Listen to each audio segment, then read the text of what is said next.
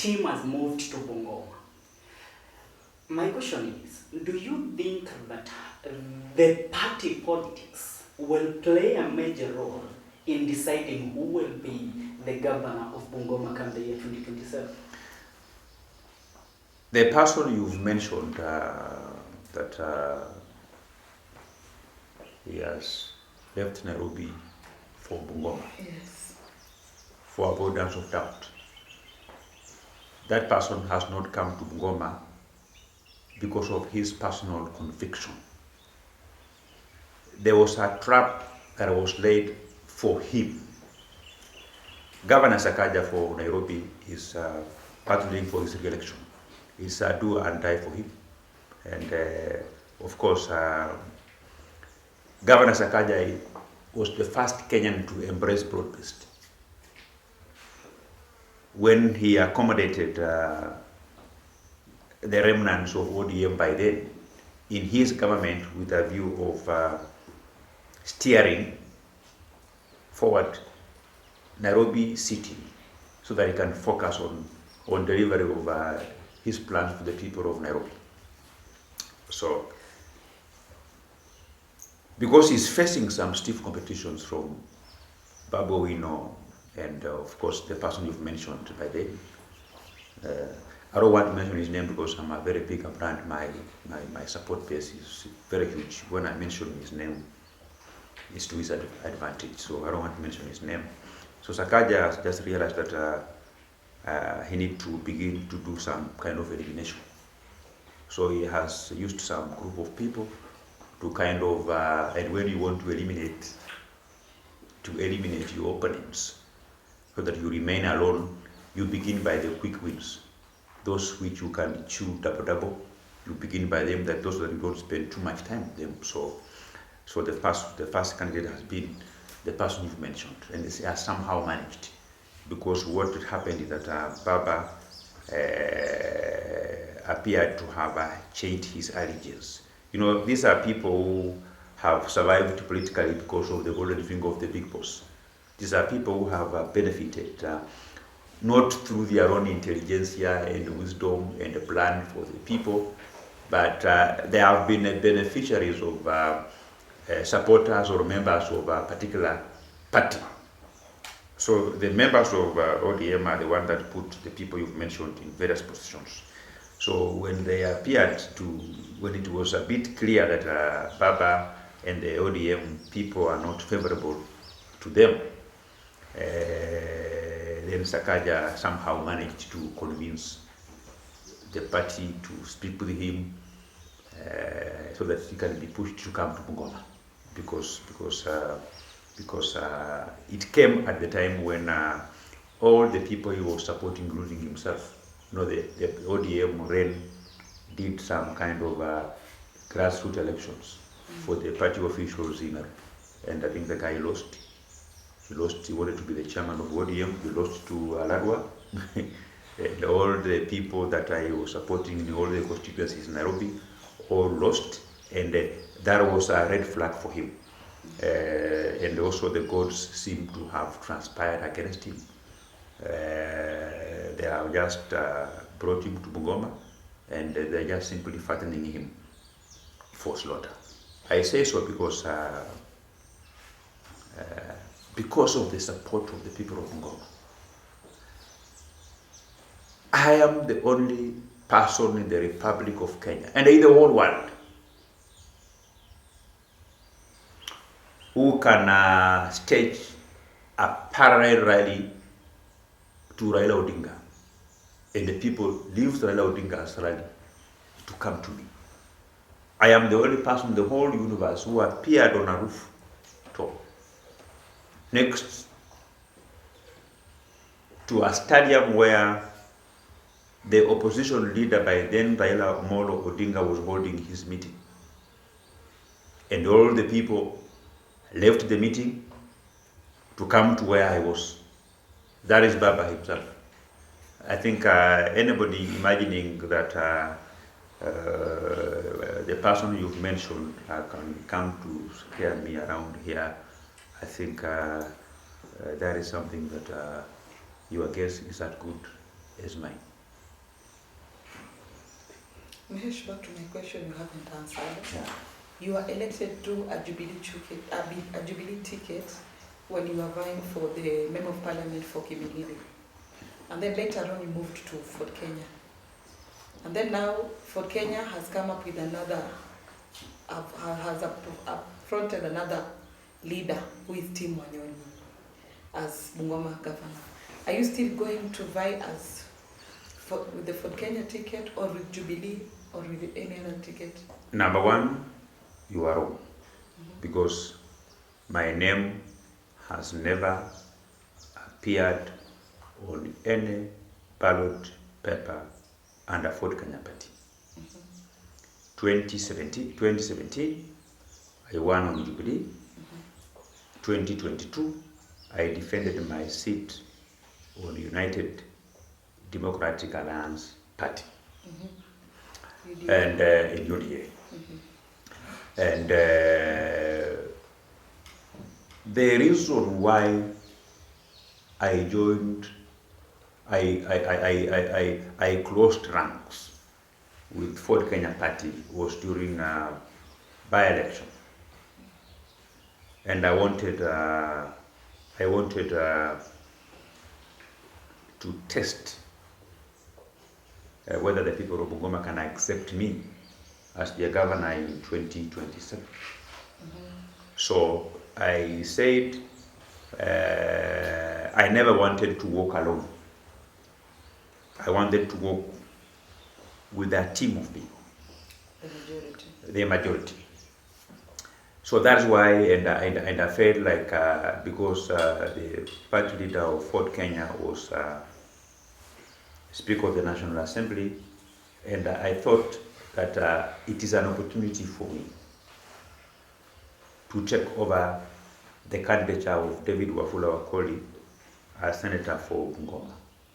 Hold his hand, move in every part of Bungoma, so that the people of Bungoma can see me. It was like an introduction for me, because I failed in Fort Kenya. They will give me a clear opportunity to be the face of the campaigns. Because number one, I was a UDA member of parliament, and the fact that the UDA had fielded a senator in the name of Mwambu Mabonga, I wanted just to use it as an opportunity that number one, I am very independent minded, because I remember we were called by our president, and we were all instructed as UDA members of parliament to rally behind David Wafula Wakoli, and I went against my party's position. That one, I wanted to show the people of Bungoma that I'm independent minded, and you cannot sway me with anything, either with money or power or anything. That I'm an independent minded, and when I decide that this is my direction, that is it. You cannot change me. You cannot use your position to intimidate me into abandoning my journey. So that is what I wanted to achieve.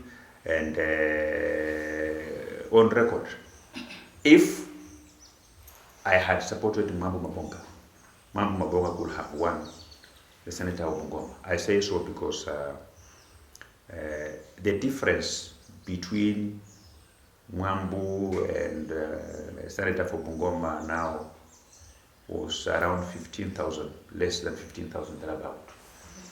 And of course, if the people of Kimilili could have not followed me to vote for him, Mwambu would have won. This is not will have been the Senator of Bungoma. So that is what brought me together with Fort Kenya. In terms of the question that you asked me about which party I will run for, there are very many political formations in our country, and my candidature is akin to a beautiful young girl with curves walking on the road. The suitors are the ones who comes to that girl. That beautiful girl, you don't go. She's not the one who goes to tongozaring men. So the train left the station, my candidature, I made a declaration, I left. The current party, if you check my membership is in UDA. Going back to what I said, anayekupenda pendana na yeye, asiyekupenda wachana na yeye. That is the basic principle. So you no longer have any commitment with Fort Kenya? I have no commitment. I have no commitment, and I said during the opening remarks that I would defend Moses Masika Wetangula as Speaker of the National Assembly and as a principal of Kenya Kwanza, but I would not defend him as party leader of Fort Kenya. What do you think about Fort Kenya currently? I have no time to think about parties. The time that I have is to think about how I am going to implement my manual so that I can wait away any slightest opposition to my candidature that will come. I am committed, and I will use all my time not to think about parties, but to think about the modalities on how I am going to send projects back to the center. That is where I'm focused currently. Mheshimiwa, I would love to borrow your mind on a current issue that is currently trending in our country. The current conversation that was brought forward by Honorable Raila Amolo Odinga on the intergeneration conclave dialogue. I once, if my mind serves me right, last year during the Gen Z demonstration, you yourself once tweeted that you have been declared the Gen Z leader. Now, I would love to know your ideology in regards to the current intergeneration conclave dialogue between the Kenya Kwanza administration and the young people of the generation of Kenya. And also, on my second question, I would love you to give us your ideology in matters one former deputy president, impeached deputy president Rigathi Gachagua, in his US tour recently, he dismissed the ideology that Raila Amolo Odinga has brought on the intergeneration conclave dialogue, saying that Raila and William Ruto have nothing that should benefit the youth of this country, and so there is nobody that should sit and dialogue with them. One thing I want to tell you is that I am in sync that as a country we require a national conclave so that we can have a discussion on what are some of the issues that the government of Kenya need to focus on and what are the concerns of the Kenyan people. We are living in an era where things have changed. Kenya as a country is no longer governed by rulers. It's a country governed by governors, governed by leaders, and things have changed. We must usher in the era where the people that you are leading must be given an opportunity to tell you on how best they can be led. And that can only be through a national conclave. For your information, even here in Bungoma, there are very many things that have happened in a few days or a few weeks. I am convening also a county conclave in a fortnight, in the next 14 days. I will convene a meeting of around 10,000 people in a place, the venue and the date that my team is currently working on. And in the next 14 days, we are going to have a conclave for the people of Bungoma. I look forward to hosting 10,000 people, where we will have a discussion in terms of our stand on a number of emerging national issues, our stand on the current political situations in our country, and most importantly, on which position we are going to take, dictated by the current political happenings in Bungoma. And by so doing, a number of the questions that you've asked me and I've said I have no time, we will discuss them during that county conclave, which I want to tell you, I have the capacity to convene a county conclave of more than 10,000 people in the next 14 days. That is going to happen, and from that time, we will take a position on a number of things, because you see, as a governor candidate for Bungoma,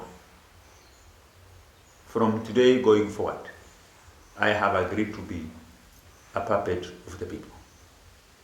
I have agreed to be a conveyor belt to process what is in the minds of the people of Bungoma. And I will take each and every opportunity to knit myself to the people to the level where it will be difficult, even for the devil himself, to detach me from them. You asked me a question about our former deputy president, Rigathi Gachagua, on what he said when he was in the United States. And I want to repeat again that it's a fact that our impeached former deputy president is not fit to hold any public office, is not fit to run for any political office. There are very many things that I may have done in the past that I may regret, but impeaching Rigathi Gachagua is not part of it. I am a proud citizen, a proud member of parliament, that the decision I took to impeach Rigathi Gachagua is a decision that I will defend to the longest period of my life, because he is very tribal. He doesn't see anything without wearing tribal lenses. And I think because of the impeachment that happened at Parliament, I think the guy may have driven himself into some kind of depression, which I have always asked those who are closer to him to kindly consider. And now that he is in the United States, they can consider to admit him in a mental facility. And I want to assure you, if they do so, our former deputy president will be admitted for a period of not less than 5 years. Why do you think so? I think so because I have a Master of Science in Occupational Health and Safety Science, and there is a unit that I did which is called Study of Human Behavior in Causing Industrial Accidents, Study of Human Psychology in Causing Accidents in Industrial Sector, where you analyze the behavior of a worker and conclude that the behavior of this person cannot make the company to entrust him or her in operating this type of machine, because a small error can cause fatalities in an industry. So I have analyzed the statements of this person, the bitterness, what he says, quote unquote, we all understand as a country what we went through during 07-08 post-election violence. We know what happens in Kiambaa Church. And we are also cognizant of the fact that those who perished in Kiambaa Church, they still have their family members alive. And as a country, we vowed and we got committed that we will always assist those families that were affected so that the scars can heal permanently.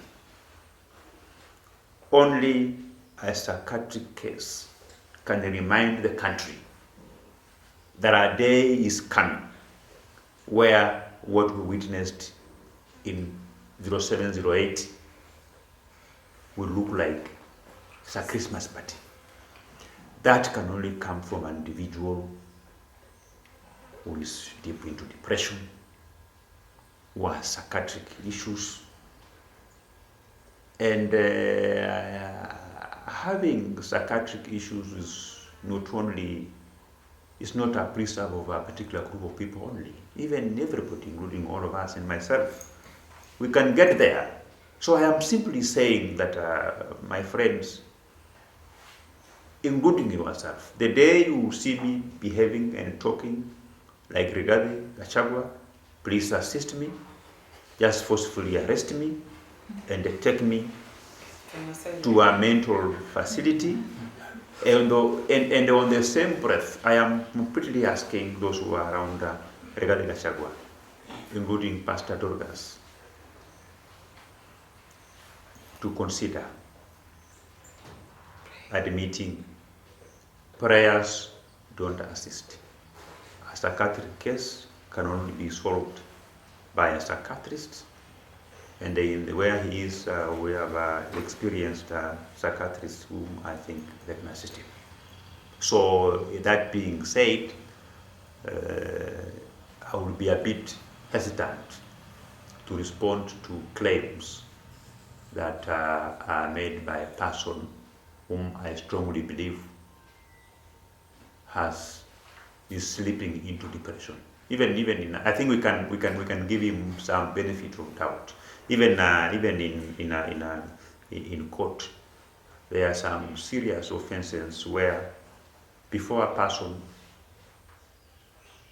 takes plea, there must be a psychiatric report to confirm that you are in good mental stability.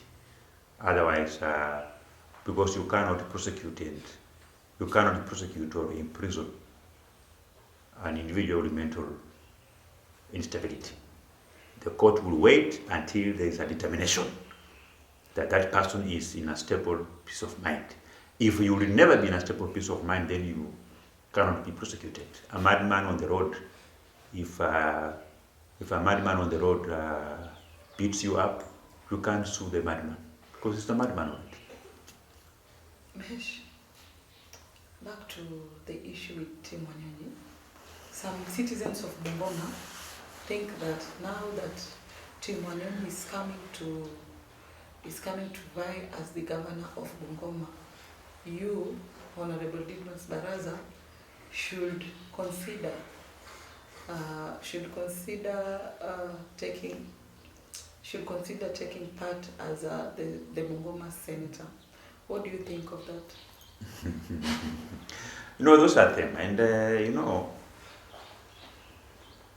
all elective seats available in our constitution in Kenya, it's only the president that requires garnering of 50 plus 1%. All other seats, the winner, the person declared to be the winner, is done so by garnering simple majority. There is nobody in the history of election that has won any election by garnering 100% support of total vote cast. It has never happened. And, even my supporters, who are many, they will argue that differently. So I want to make it clear, categorical, that I will run for the governor of Bungoma, regardless of who my competitor is. For your information, for the people of Bungoma to know that I am prepared to move forward. I am even prepared to run against Raila Amolo Odinga if he decides to come and run for governor of Bungoma. Yeah. So, for the people who are listening to me, you must know that because Kenya as a country, we are governed by a constitution that allows anybody who is a Kenyan by birth to run for any elective seat in a constituency or in a county within the territories of Bungoma. Therefore, this means that even Raila Amolo Odinga, the enigma himself, is free to run for whatever seat anywhere. So I am telling the people of Bungoma that even if it's Raila himself who will try to come and run for the seat for the governor of Bungoma, the people will decide.